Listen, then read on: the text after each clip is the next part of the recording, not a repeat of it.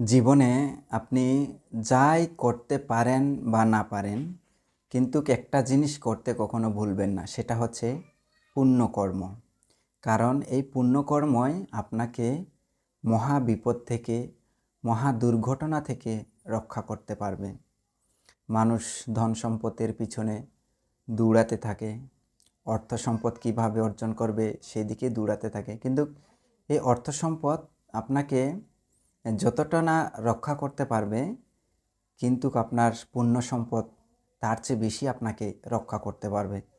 আপনি কোথাও গেছেন, আপনি কোথাও যাচ্ছেন, কোথাও থেকে আসছেন বা আসতেছেন, সেখানে যদি কোনো ধরনের বিপদ সংকুলন হয়, এই পুণ্যকর্ম আপনাকে রক্ষা করবে। কারা রক্ষা করবে? এই পুণ্যকর্ম যে আপনি করেছেন, দেবতারা সেটা লক্ষ্য করেছে। সুতরাং এই দেবতারাই আপনাকে মহা বিপদ থেকে, মহা দুর্ঘটনা